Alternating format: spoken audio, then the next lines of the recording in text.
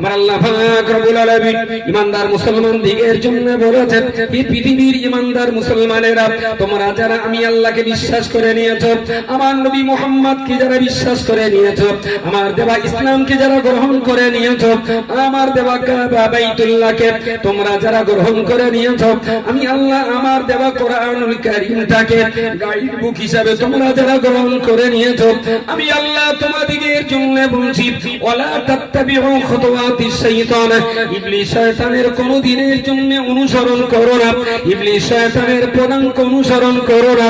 আসলে সে তোমাদের বিপদগামী করে দেবে, সে তোমাদের জাহান্নামমুখী করে দেবে।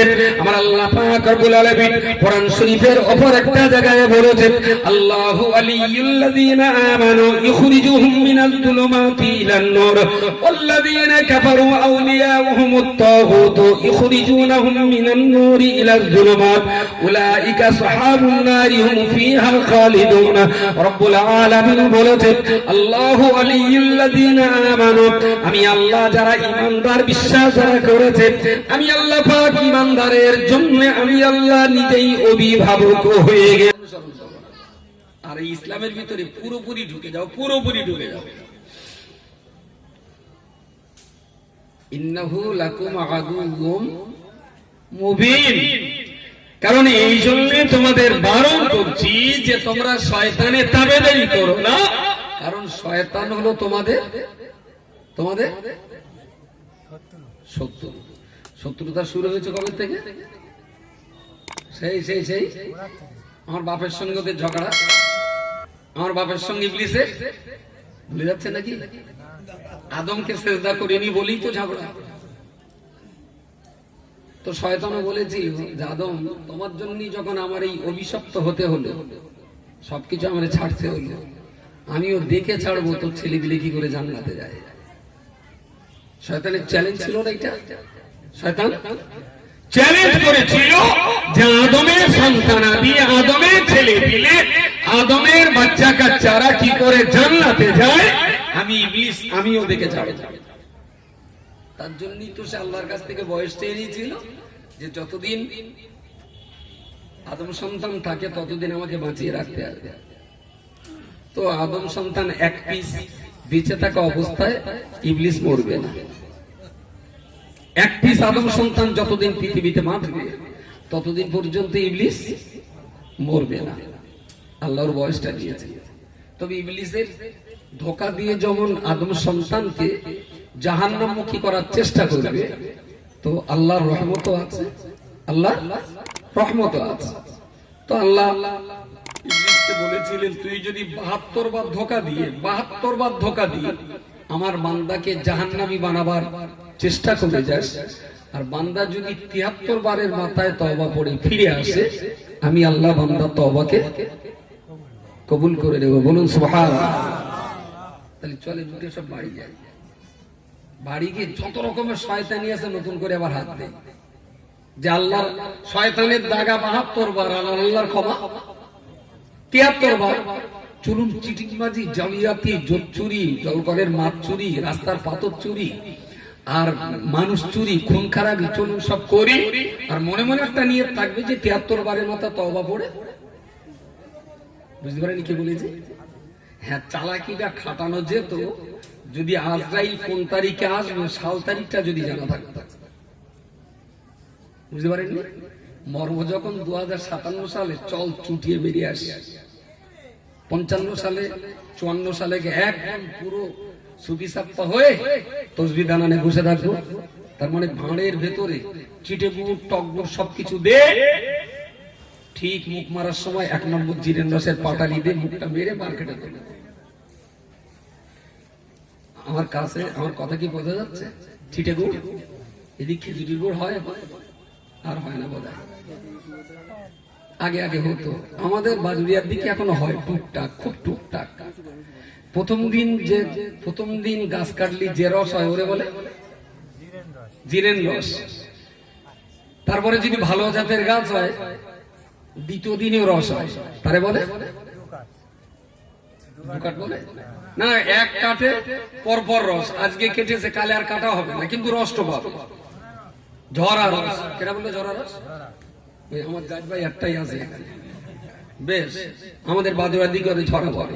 যদি ভালো জাতের গাছ হয় তৃতীয় দিনও রস হয়, তারে বলে হ্যাঁ তেজরা। এটা খানিকটা লাইনে আমাদের বাদুড়িয়ার ভাষায় বলে নীল ঝরা, এখানে বলে তেজরা। তা ঠিক আছে, প্রচন্ড। হ্যাঁ বেশ, তো যদি প্রচন্ড পৌষ মাসের ঠান্ডার সময় খাজুরের রস বেশি হয়, কড়া শীতের সময় 4 দিনেও রস হয়, তারে বলতো কাঠ ঝরা। এখন রসের বয়স যত বাড়ে রসের স্বাদ তত টেস্ট ভালো আর খারাপটা বলে খারাপ হয়।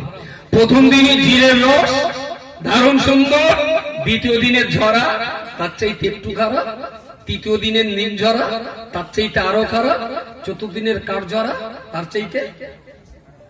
চাইতে আরো খারাপ। কিন্তু কিন্তু কিন্তু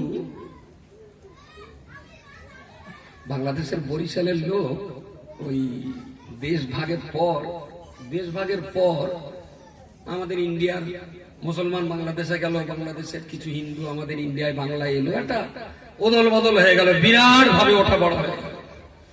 এখন ওরা ওখান থেকে এপাশে এসে ওদের ওখানে আবার চট্টগ্রাম চিটাগাঙের ওইদিকে খেজুর গাছটা ছিল, এইদিকে এসে খেজুর গাছের রস দেখে ওরা বলে তোর ভালো জিনিসটা খাতে হবে। কোন এক মুসলমান এরকম গাছ কাটে আর রস নিয়ে জাল দিয়ে গুড় তৈরি করে মার্কেটে বিক্রি করে। ওই যারা গাছ কাটে ওদের বলে একটা নাম আছে, তা সে মাইকি বলা যাবে? আবার আমি তাই বলতে পারলাম না, আর আপনি বলে দিলেন। এরকম একটা নাম আছে না ওদের? আর একটা নাম আছে ওদের, শিউলি নাকি একটা বলে না, শিউলিও বলে, আর আমার ভাই যেটা বলেছে ওরাও বলে। এখন ও বেচারা প্রতিদিন গাছ কাটে, আজকে এখানে 20টা গাছ কাটলো, কালকে মাথার 40 টাকার লোক, পরশু দিনে মাথা, এইভাবে প্রত্যেক দিন তার রস হয়। সকাল বিকেল ও খানিকটা জিরের রস, খানিকটা ঝরা, খানিকটা নিম ঝরা, খানিকটা তেজরা, প্রতিদিন তার মাইন সব সবাই যায়। বাংলাদেশের এই পার্টিকে ধরেছে বলে ভাই এরকম খেজুরের গুড় আমাদের দেশে বাংলাদেশে ছিলাম, ওখানে তো পাইটাইনি, তা তোমার এই গুড় একটু দেবে, আমরা একটু খেতাম ভালো করে। আর কি করে খাতি হয়? বলে যে রুটি দিয়ে খাওয়া যায়, ভাত দিয়ে খাওয়া যায়, আবার এদের সন্দেশও তৈরি হয়, ফেরিস বলেছে। এখন ও বাচ্চারা বাংলাদেশের পার্টি বলছে ভাই আমার না আজকে ভালো গুড় নেই, তুমি 2 দিন পরে এসো, আমি তোমার জন্য খুব ভালো করে গুড় দেবো, সুন্দর ভালো গুড় দেবো, আজকে খুব ভালো গুড় নেই, সব বিক্রি দেয়। এরা বলে হায়াত মমতের ব্যাপার, বুড়ো আর বুড়ি গেছে, কাকা কাকি গেছে, তাহলে মোল্লাজি পরে যা ভালো হয় পরে দেবেন, আজকে এইছি 2টো বুড়ো বুড়ি আমরা, তোমার যা আছে ওই একটু দাও। এই বুড়ি ভালো হবে না, দামও কম, তাই যা দাম হয় লাও, কিছু দাও। এখন সেই 3-4 দিনের সেই তেজরা কাঠজরা মালের গুড় যা ছিল, যা ছাগলের দিলেও 2 মিনিট পড়বে ছাগল, যে কি পাল্লায় পড়লো মাল্লা তুমি বাঁচাও, সেই গুড় খানিকটা বাটিতে করে ওদের দেশে। তাহলে মোল্লায় কি করে খাতি হয়?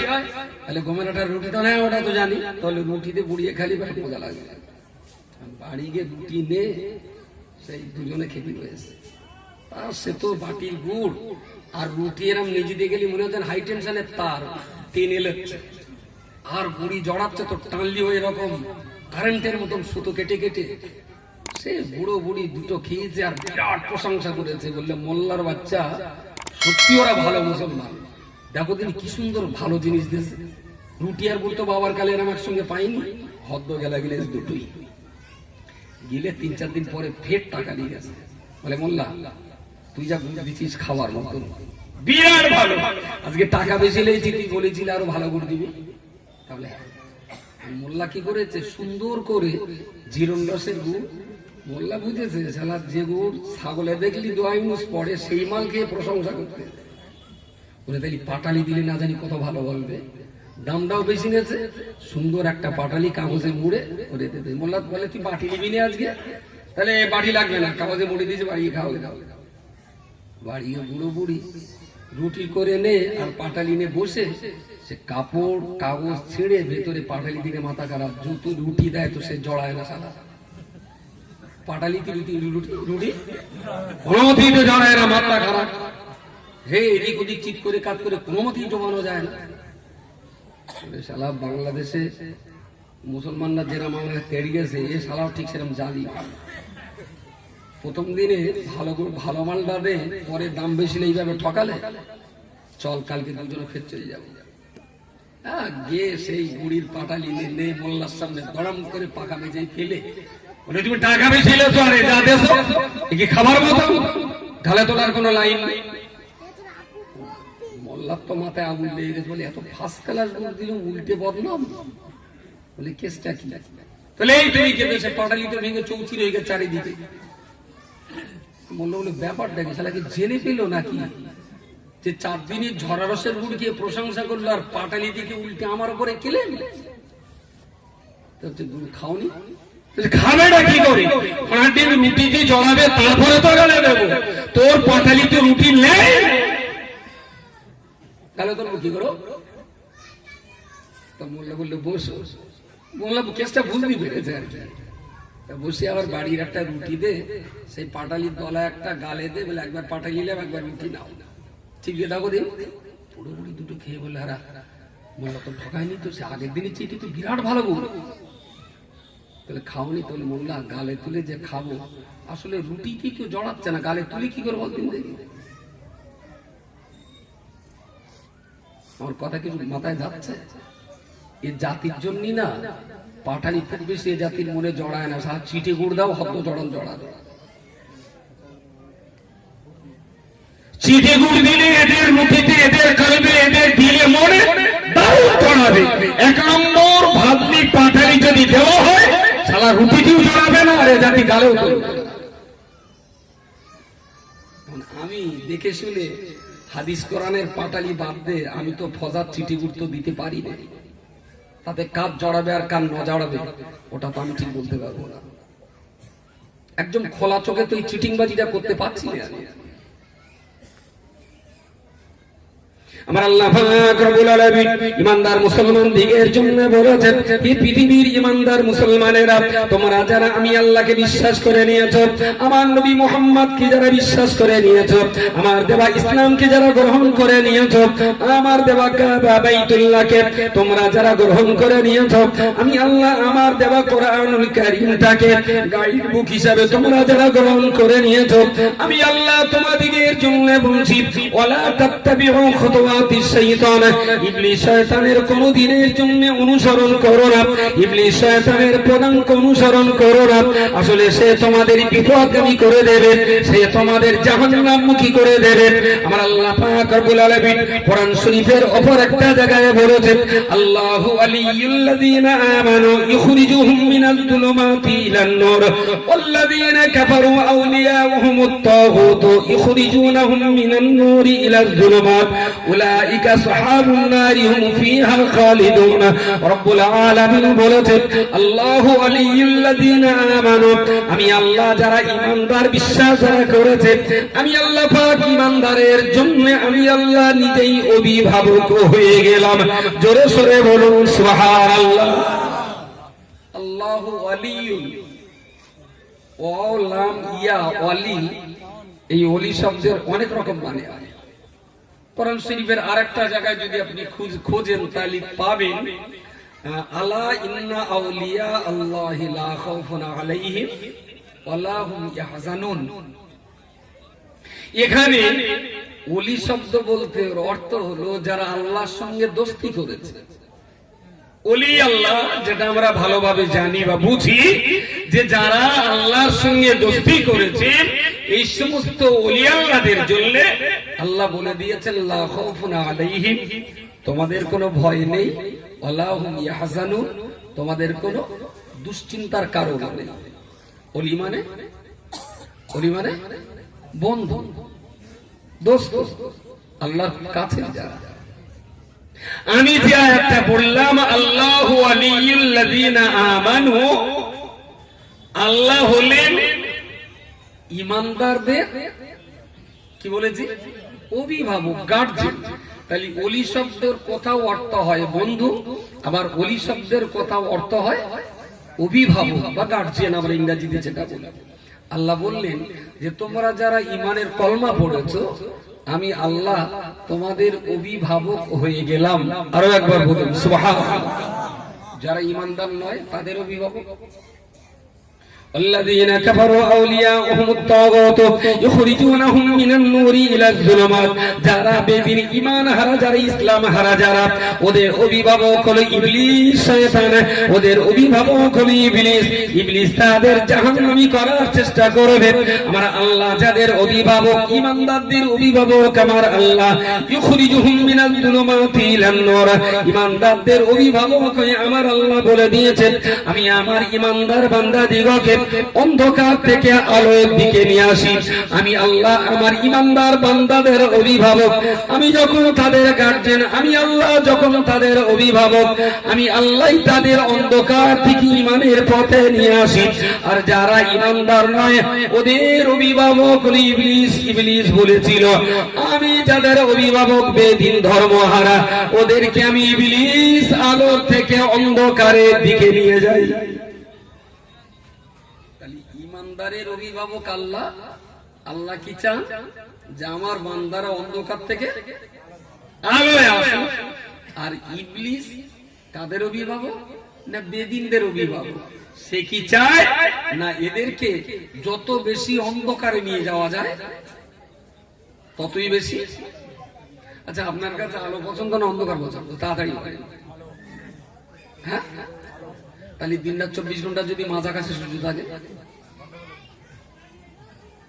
হ্যাঁ আবার যদি বলেন অন্ধকার বেশি দরকার তাহলে 24 ঘন্টা যদি আধার থাকে সব রকম। তুমি এইটা প্রথমে বললে বাড়ি চা রাখো যখন দেখেছে আলোয় বিপদ অন্ধকারেও বিপদ তখন পেতে না সব রকম। আসলে আল্লাহ যেটা যা সৃষ্টি করেছে খোদার সৃষ্টি কোনটাই খারাপ না সবটাই ভালো। এখন এলাকার কোন নাম করা গুন্ডা মুস্তান যদি এই আলোর থেকে আপনাকে টেনে বললে এই সালা অন্ধকারে চলে অন্ধকার কার সৃষ্টি? অন্ধকারটা কার সৃষ্টি? কোন গুন্ডা যদি অন্ধকারের থেকে নিয়ে যায় তখন আপনি বললেন আল্লাহ সৃষ্টি কোন অন্ধকার দেখতে যখন যাই যাবে না কেন? অন্ধকারটা কার? ওরাও তো আল্লাহ। আপনি যাবেন? Very good. রাত্রিবেলা স্বামী স্ত্রী বাসর ঘরে দুইজন আলো অফ করে দিয়ে ওরা খুব খোশ মেজাজে ব্যস্ত আছে, ঠিক সেই সময় যদি ঘরের হ্যালোজেনটা জ্বালিয়ে দেওয়া হয় কিছু তো বলেন। আসলে যে সিচুয়েশনে যেটার প্রয়োজনীয়তা ঠিক সেই সিচুয়েশন অনুযায়ী মানুষ কখনো ভালোবাসে আনা কখনো প্রয়োজন হয় অন্ধকার। তবে রাস্তার ধারে আমাদের ওদিকে সরকার সব আলো দেয়, খুব আলো দেশে রাস্তার উপরে। আমাদের যেটা এখন খুব ভালো হয় মাঝে মাঝে গাড়ির হেডলাইট অফ করে দেয়, শুধু পার্কিং লাইটটা জ্বলে বসিরহাট থেকে প্রায় খোলাবাতা পর্যন্ত আবার ওখান থেকে বাদুড়িয়া পর্যন্ত যেখানে যেখানে লাইট আছে হেডলাইট না জ্বললেও মাশাআল্লাহ অসুবিধা নেই। আচ্ছা এই যে ফাঁকা রাস্তায় এই যে লাইট দিয়ে দেওয়া এতে আমাদের চলার খুব সুবিধা হচ্ছে, একটু অসুবিধা কারণে কারো হচ্ছে কাদের বলেন জোরে বলেন চোর চাপটা। যারা চোর চাপটা গোটা রাস্তা দেশময় যদি আলো হয়ে যায় তাহলে ওদের চুরি চাপটা একটু অসুবিধা আছে। আম পাবলিকের এটা সুবিধা, চোর চাপটাদের অসুবিধা। আসলে একটা ঘরের ভিতরে আপনাকে রেখে যদি প্রচন্ড অন্ধকারে আপনাকে ফেলে দেওয়া হয় তাহলে যখন তখন আপনার পকেট মারা যাবে, আপনার কাপড় খুলে দেওয়া যাবে, আপনার বুকে ছুরি বসিয়ে দেওয়া যাবে। আলোকময় জায়গায় বুকে ছুরি মারতে গেলে আপনি তো ঠেকাতেও পারেন, আপনার পকেট থেকে টাকা বের করতে গেলে আপনি তো চেপেও ধরতে পারেন, কিন্তু আপনাকে যদি অন্ধকারে না ফেলা হয় তাহলে কিন্তু আপনার কাছ থেকে ঠিক চিন্তাই করতে পারবে না। আসলে আল্লাহ চাইছেন তার বান্দাদেরকে দিবালোকের আলোর মতন জায়গায় দেই, বান্দা তার খোলা চোখে ভালো মন্দ বিচার বিশ্লেষণ করে নিজের জীবনের পথটা বেছে নিক। জোরে বলুন সুবহানাল্লাহ। ইবলিস চাইছে না এরা যদি আলোর পথে যায়, এদের যদি চোখ খুলে যায় তাহলে ওদের ভালো মন্দটা ওরা বুঝে নেবে, ইখরিজুনাহুম মিনাল নূরি ইলাল যুলুমাত। এই জন্য ইবলিস চায় আল্লাহর বান্দাদেরকে অন্ধকারের ভিতরে নিয়ে যেতে, ওই অন্ধকারের ভিতরে ওদের সর্বস্ব হারা করে দেওয়া যাবে, ভালো মন্দ চিনে নেওয়ার কোন অধিকার আর যোগ্যতা তাদের। এই আলো আর আধার বলতে আল্লাহ এটাই বোঝাতে চেয়েছেন। আল্লাহ বললেন আমি ইমানদারদের অভিভাবক, আর আমি চাচ্ছি ইমানদারের আলোয় চলে আসে, ভালো মন্দ ন্যায় অন্যায় সুবিধা অসুবিধা সবকিছু দিবালকের মতো ওরা দেখেনি, ওরা ওদের মতো ভালো রাস্তাটা বাছাই করেনি। কিন্তু ইবলিস কখনোই পাবলিককে ভালো রাস্তা দেখার সুযোগ, ইবলিস চাচ্ছে অন্ধকারে ফেলে দিতে, যাতে পকেট মারা সুবিধা হয়। অন্ধকারে গেলে ভয়ভূত দেখে দিক সেদিক করে মাল মারা যাবে। প্রিয় শ্রোতা মণ্ডলী, মনে রাখুন আল্লাহ পাকের দরবারে অসংখ্য শুকরিয়া গুজার হয়ে বলতে পারি রব্বুল আলামিন আমাদের প্রতি অনেক বড় রহমত করেছেন। আল্লাহর অপরন্ত দয়া অপরন্ত মেহেরবান তিনি আমাদের উপরে। জীবনে কোনো আমল নামাজ কালাম হজ যাকাত জিকির ফিকির তালিম তরবিয়ত কোনো কিছুই যদি নাও বা করতে পারি, তাও তো বুকটা ফুলিয়ে এখন বলতে পারি লা ইলাহা ইল্লাল্লাহ মুহাম্মাদুর রাসূলুল্লাহ, এক আল্লাহ ছাড়া দ্বিতীয় কোনো মাবুদ নেই। আল্লাহ পাকের পাঠানো নবী মুহাম্মদুর রাসূলুল্লাহ সাল্লাল্লাহু আলাইহি ওয়াসাল্লাম তিনি হলেন আল্লাহর পাঠানো সর্বশেষ এবং শ্রেষ্ঠ খাতামুন নবিয়্যিন, সমস্ত নবীদের শেষ নবী আমাদের নবী মুহাম্মদ মুস্তাফা সাল্লাল্লাহু আলাইহি ওয়াসাল্লাম। এই মুসলমানের ঘরে জন্ম নেওয়ার কারণে জীবনে কোনো আমল যদি নাও বা করতে পারি, অন্তত ঈমানের কলমাটুকু তো পড়ার সুযোগ পেয়েছি, তাই না? আমার বাবার নাম শামসুর রহমান, মার নাম ফাতেমা দেবী। আলেম হাফেজ মাওলানা মুফতি কারি কিচ্ছু যদি হতে নাও পারি, তা মুসলমান পরিবারে জন্ম নেবার সুবাদে অন্তত আল্লাহ এক, মুহাম্মদ সাল্লাল্লাহু আলাইহি ওয়াসাল্লাম আল্লাহর নবী, এই কথাটুকু তো পড়ার সুযোগ পেয়েছি বলে। আর এইটা শেখার জন্য তো বিরাট মাদ্রাসা লাগে না, বিরাট আলেম হাফেজ মাওলানা মুফতি হওয়া লাগে না।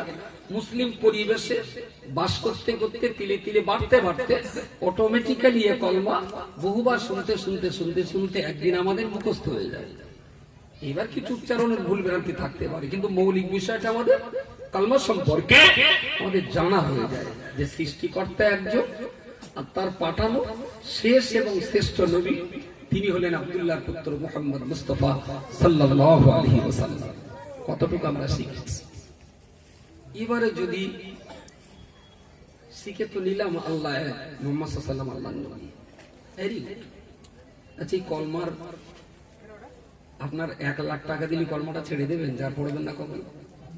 1 কোটি টাকা দিলে যদি 100 কোটি দেন, এই আলো এগুলো এরা মনে হচ্ছে আমাদের আগে যদি দেয় 5,000 টাকায় ভুলবে, তাহলে তো আমার ঈমান থাকবে না। তাহলে ঈমান থাকবে না বলে? ঠিক ঠিক। কেউ বলছেন ছাড়বে না, কেউ বলছেন অনেকে আবার 5,000 টাকা দিলে ছেড়ে দেবে। লাইন কার্ড জানে তো, ও জেনে রেখেছে। এক্ষুনি তো বলতে যে 1 লাখ টাকা দিতে হবে, বিনিময় কি না বিনিময় বলতে হবে যে আল্লাহ একটা না আল্লাহ অনেকটা। তাহলে কলমা বাদ দেওয়া হলো। কলমায় রয়েছে আল্লাহ এক, আর আমার বলতে হবে আল্লাহ অনেকটা। হযরত মুহাম্মদ কেন তাহলে একটা লোক, ও ঠিক নবী। এই কথাটা বললে আমার 1 লাখ দেবে, কিন্তু কিন্তু এই কথাটা বললে তো ঈমান থাকবে না, এই কথা বললে তো আমি বেদিন হয়ে যাব। ও আচ্ছা, এই নো টেনশন, লাইন আছে। তাহলে কি? তাহলে আল্লাহ বলেছিল যে ইবলিস 72 বার যদি দাগা দেয়, 73 বারে তওবা তওবা, আর কলমা কালাম ছাড় তো মাল ধরে নে, তওবা পড়লি হবে। আমার কথা কি কিছু মাথায় যাচ্ছে? এই পাটালি কি রুটিতে জড়াচ্ছে? মনে হচ্ছে না চোখ মুখ দেখে। আচ্ছা এই যে সুবিধাভোগী তওবা, এই যে চালাক চতুরতার তওবা, এসব তওবা কি তওবা পড়া না আল্লাহর সঙ্গে ফাজলামি করা? তো আল্লাহর সঙ্গে ইয়ার কি করা? এটা বিড়েল বিরাট হাড়ি মারতো, তার জ্বালায় হাঁড়িতে মাছ গোশ রাখার কোনো কাজ, যদি রেখেছে হুড়ুম হুড়ুম মানে শেষ। হাঁড়ির উপরে সরবজ দিয়ে তার উপরে ইট দিয়ে রাখা, বিড়েলকে থাবা মেরে ইট সরবজ ফেলে তারই হচ্ছে 30 মাছ খেয়ে। কত হাজার যে হাঁড়ি বেড়েছে এই বিড়েল, একদিন বিড়াল দেখলো মেতে খাবে, আজ আমি কি ব্যাপার, বলছে ভাই তওবা তিল্লা পড়িস, হাঁড়ি আর মারি না। সত্যি তুই ভালো হয়ে গেছিস, তখন একদম কারোর হাঁড়ি মারি না। বিড়াল যেরকম হাঁড়ি মারে তো বিশ্বাস করা যায়, বলতে ভাই তার কসম বলছে আমি হাঁড়ি মারি না। তুই ভালো হলি কি করে? তাই তো ভাই সে মোল্লাকে হাঁড়ি মারতে গেল, ওরা গরম পানি দিলে আমার দু চোখ না অন্ধ হয়ে গেল। সেখান থেকে তওবা পড়িছে আমি আর হাঁড়ি মারবো। আচ্ছা, এই যে হাঁড়ি মারা বন্ধ করেছে কি সত্যি তওবার ফল না চোখ অন্ধ হয়ে যাবার বিস্ময় ফল? তাহলে এটা তওবা না। শালা হারাম কর, তোর তো হাঁড়ি মারার যোগ্যতাই নেই, কি মারবি কিভাবে? হাঁড়ি মারার যোগ্যতা থাকবে তথাপিও হাঁড়ি মারবো না, তার নাম হলো তওবা। সারা জীবন দেহ ব্যবসা করেছে, সারা জীবন দেহ দিয়েছে, বিনিময় টাকা রোজগার করেছে। একটা টাইম এসে বললো ভাই আমি আর তওবা তিল্লা করি, ওখানে যাও। যাক ভালো, আলহামদুলিল্লাহ। আমি বয়স কত? তাহলে 79 বছর। বলে তোর তো পার্টি হয়, তুই তো ফিরি দিলিও কেউ তোর ঠান্ডা চা কেউ গালে চলে না। যতদিন টান ছিল ততদিন তওবা পড়িনি, টান মরে গেছে সেই চড়কে তওবাটা পড়ে দিচ্ছে। এটা কি তওবা পড়ার কথার সঙ্গে আর কি করা? চাষা প্রচন্ড তাস খেলতো, প্রচন্ড তাস খেলতো। চাষা বললো কথা তওবা ছেড়ে, তওবা পড়িছি, তাস খেলা ছেড়ে দিয়েছি। আমি কবে? তাই যেমন 2 হাতে প্যারালিসিস হওয়ার পর তওবা পড়িস আর তাস খেলিস।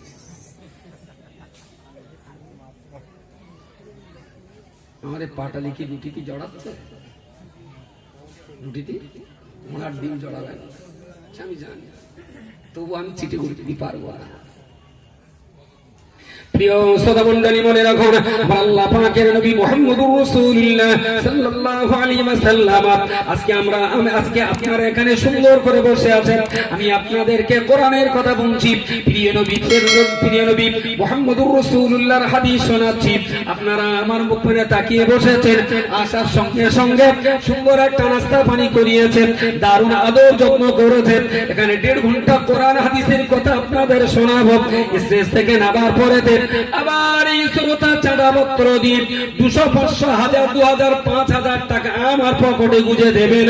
ও বান্দা, আপনি কি বলতে পারবেন আপনার নবী মুহাম্মদুর রাসূলুল্লাহ যাকে কেন্দ্র করে ধর্মসভা দিয়েছেন, আপনার ওই নবী মুহাম্মদুর রাসূলুল্লাহ উনি যখন মক্কা থেকে 291 কিলোমিটার দূরেতে, 190 কিলোমিটার দূরেতে তায়েফের মাটিতে তিনি যখন দ্বীন প্রচার করতে গিয়েছিলেন, আল্লাহ পাকের